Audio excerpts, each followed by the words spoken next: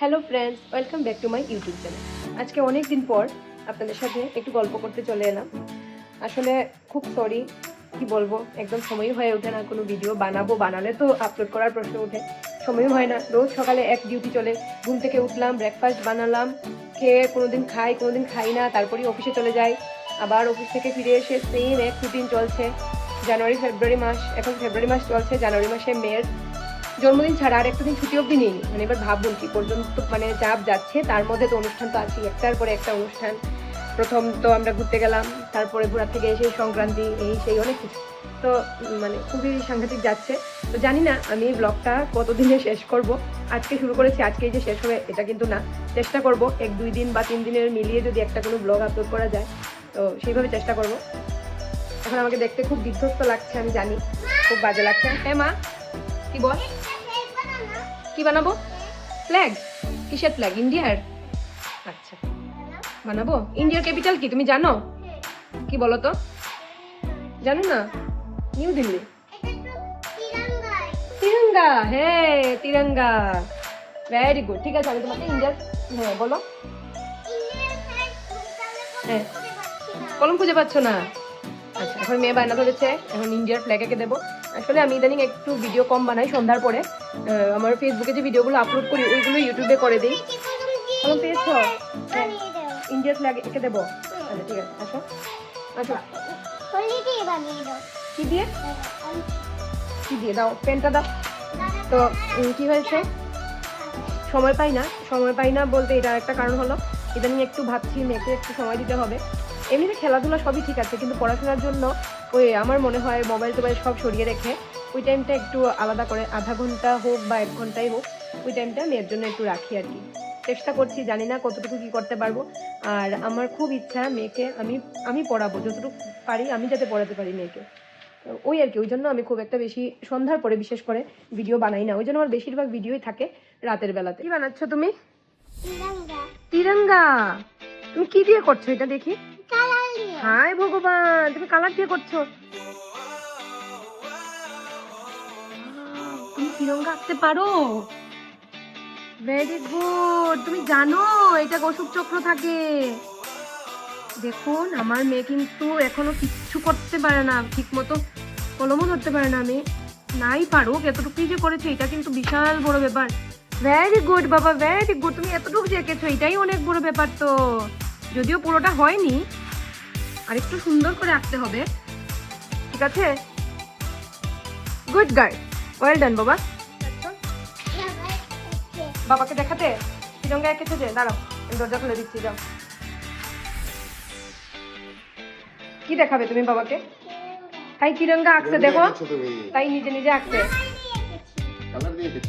দেখছো, তাই তাই দেখো না, তাই এটা অশোক চক্র যে থাকে এটাও জানে। তাই হ্যাঁ, তাই মাথার মধ্যে কিরকম এটা আইসে তিরঙ্গা দেখা। Very good. দেখো আইডিয়া করে আঁকছে তো একটু, হ্যাঁ সুন্দর লাগছে না? পুরা নিজে করছে একদম, মানে কিটা কইতাম আমি কিছুটা করতে, মা আমাকে একটা ফ্ল্যাগ এঁকে দাও। আমি কিসের ফ্ল্যাগ? ইন্ডিয়ার ফ্ল্যাগ। হ্যাঁ ইন্ডিয়ার ফ্ল্যাগ। বলছে ওই যে তিরঙ্গা ওইটা এঁকে দাও। বলছে আমি নিজে নিজে আঁকি। বলছি ঠিক আছে আঁকো নিজে নিজে। তাই কালার নিচে নিয়ে এটার মধ্যে আঁকছে। গুড গার্ল বাবা। মেয়েকে খাওয়ানো শেষ, আমাদের ডিনারও কমপ্লিট। আমার হাজব্যান্ড তো এখন রাত্রেবেলা ভাত খায় না, তো যা খাওয়ার ওই 6টা-7টার আগেই খেয়ে নেয়। মেয়েকেও খাওয়ানো হয়ে গেছে, আমি খেতে বসেছি এখন। আমারও খাওয়া কমপ্লিট। তো আমি সবজি খাচ্ছি লাস্টে বসে বসে, লাউ দিয়ে মাছের মাথা দিয়ে রান্না হয়েছে আজকে ঘরে, দুইটা খাচ্ছি। Good morning everyone. আজকে হলো শুক্রবার, আর আমি সকালবেলা এখন থেকে ব্লগটা শুরু করছি। ঘুম থেকে উঠেছি বেশ অনেকক্ষণই হলো, বাজে 9টা। আমাকে ভীষণ বিধ্বস্ত লাগছে। আমি এখন যাবো স্নানে, ঘরদৌড়ের একদম অবস্থা নেই। একটু ঘরদৌড় ঝাড় দিয়ে তারপরে আমি স্নানে যাব, তারপরে যাব অফিসে। আর আমার মেয়ে এইদিকে, এই মেয়ে আছে বাইরে। জিয়া কি করছো? কি করছো তুমি? ল্যাপটপ? হ্যাঁ বলো, গুড মর্নিং বলো। Good morning. তুমি সকালবেলা পড়াশোনা করছো ঘুম থেকে উঠে? এবিসিডি? ও আচ্ছা। আমি এখন পড়াশোনা করছে, আমি এখন নিচে যাব, আমাদের বাড়িতে অনেকগুলো চাল কুমড়া হয়েছে। এর আগে আমি আপনাদেরকে দেখিয়েছিলাম অনেকগুলো লাউ হয়েছিল। কি বাবা? আচ্ছা চলো আমি চাল কুমড়া দেখাচ্ছি গিয়ে।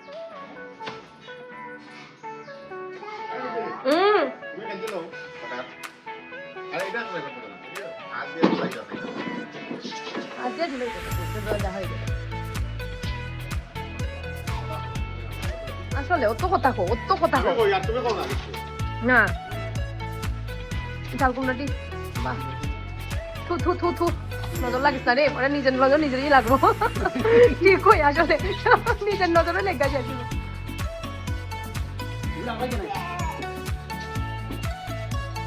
একটা জায়গা ছিঁড়ে রাখো সবচেয়ে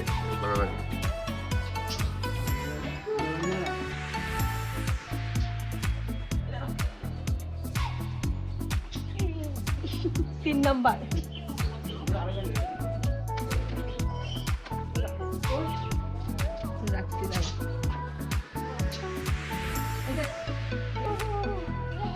এটা জালি না, জ্বালিয়ে কয় না নি, জালির থেকে বুড়া হয়ে গেছে।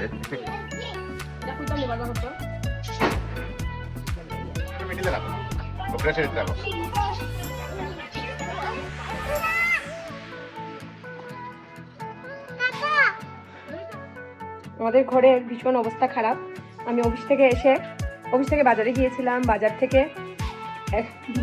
এসে একটু কাজ করছিলাম, তবে মেয়েকে খাইয়ে দিলাম। এখন আমরা যাচ্ছি বিয়ে বাড়িতে, যেহেতু রাত হবে আর ভাবলাম বিয়েটা দেখে আসবো, তো ওই জন্য একটু আসতে দিয়ে যাচ্ছি। মেয়ে ড্রেস পরেছে, পরে এখন তুমি কি সেজেছ? প্রিন্সেস। তো আমরা এখন বেরিয়ে যাচ্ছি, গিফট নিয়ে নিলাম। চলো তুমি রেডি না? Let's go. চলো আমরা নিচে যাই, গিয়ে দাদাকে গিয়ে বলি। ও দাদা তো ঘুমিয়ে আছে। আমাদের ঘরের পুরো অবস্থা একদম 12টা বেজে গেছে। আমি তো একদম গোছানোর সময়ই পাই না। আসো আসো, তুমি আসতে পারো তো?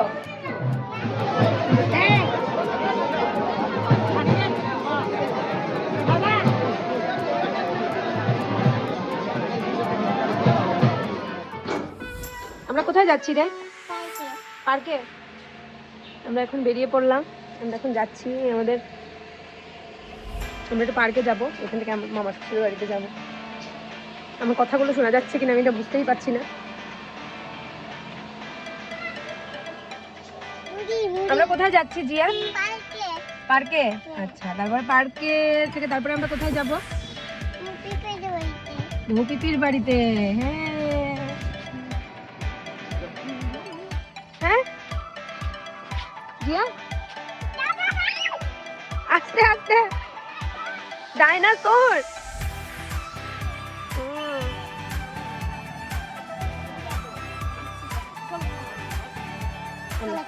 চলো এখন চলে যাই, আমরা তো অনেকক্ষণ চলেছি। কোথায় এসেছো তুমি? হ্যাঁ মোবাইল দেখাই পৌঁছ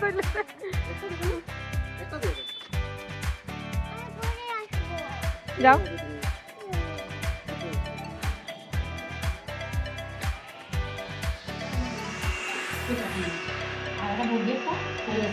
যে এত কষ্ট করে সারাদিন দিনে, হ্যাঁ এতটা হতে লাগে। আমরা তখন কত খাওয়াই না। ইস